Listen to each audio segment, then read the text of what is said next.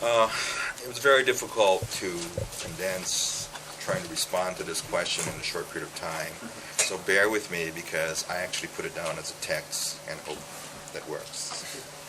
Let me just start by saying that the easy answer to our question is yes, absolutely, gay neighborhoods should continue to exist.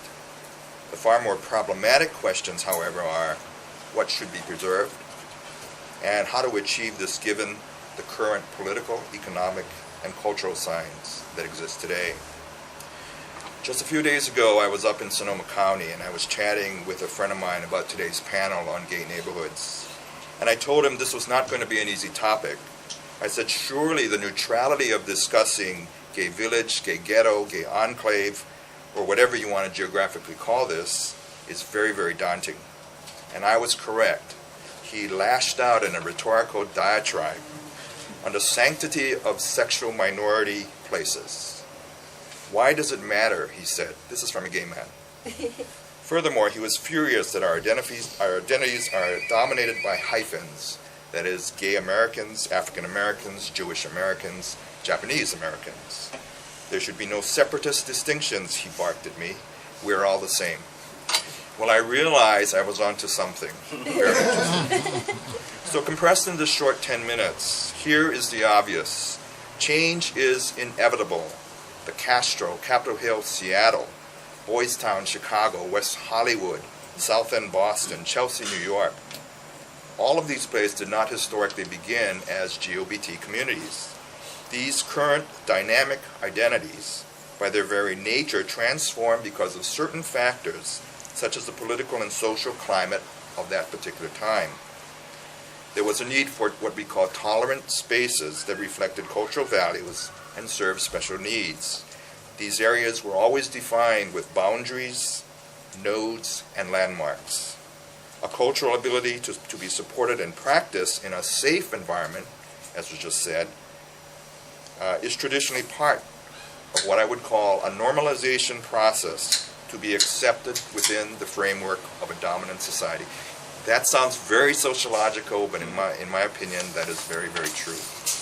The Castro identity, for example, extends confidently beyond an isolated social haven and into the realm of new politics, economic gentrification, and spatial restructuring. The marketing of the GLBT community and the consumption potential has dramatically overshadowed the recognition of Castro's fading historical role in terms of social oppression and stigmas.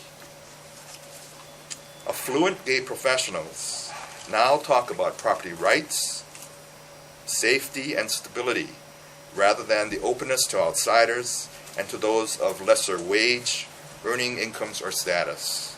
The fight against chain stores is not about only about the gentrification of a corporate banality, but it's about keeping the place, quote-unquote, the same.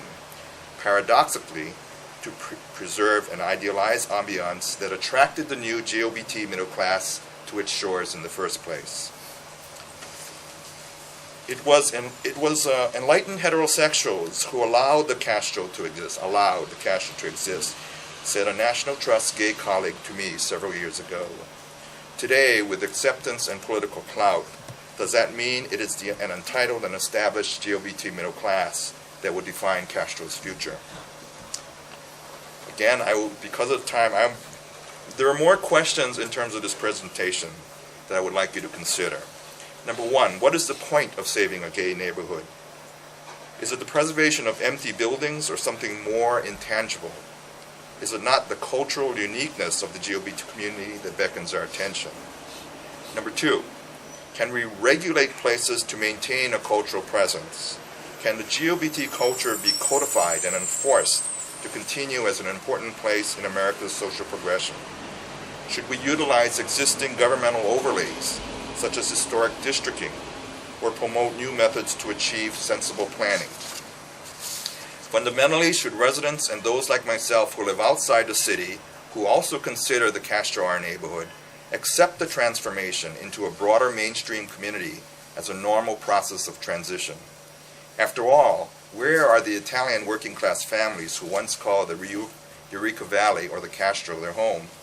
What about the current media's attention to nuclear families and children's needs in a place like the Castro. When I was a high school student growing up in Honolulu, I attended a conference on population. The big question then was whether Honolulu should regulate its population or allow, with artificial controls, the migration to take its natural course.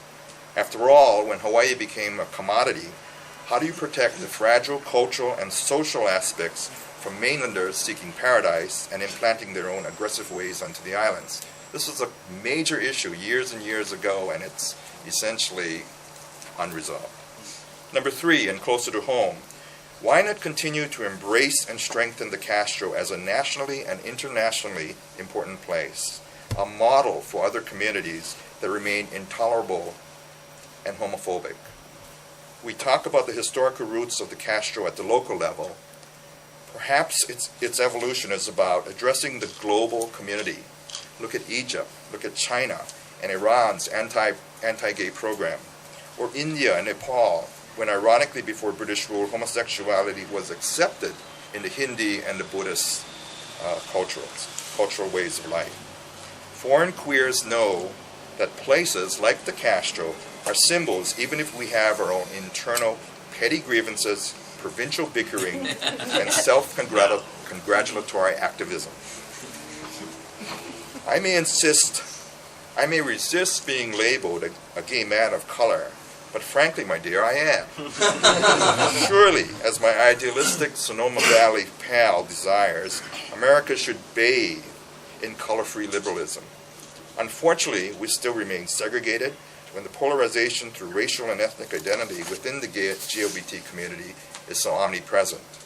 How then do we promote the common and shared cause to get us to work together? In turn, can we begin a new tradition of work and play within the Castro? Number 4, finally, is preservation an elitist and reactionary effort?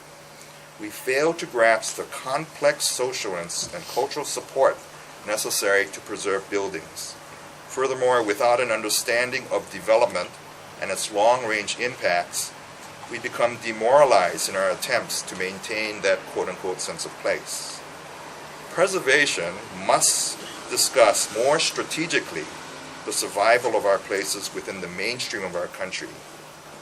There are many in the GLBT community who would eagerly transport their lives to anonymous suburban bliss or gypsy feet their ways and their desires to other isolated locations rather than be in a centralized place like the Castro. Watch for revisionist history. Waikiki, where I'm from, for example, went through an incredible effort to physically destroy the gay neighborhoods called the Kohio District and the gay beach area called Queen Surf. No one in the gay community, very few people, even protested it. Queen Surf's name was changed to Kohio Beach. We have always called it Queen Surf.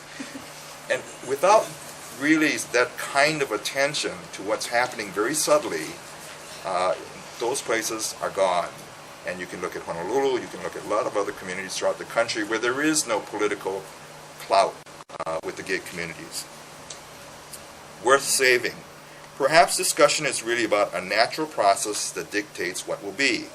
Maybe our dependence on existing governmental controls and regulations have been exhausted. Our smug assumptions that we can change the system, frightening as it may be, is not right because the system has already changed us. Our task is to bait and question the path for others.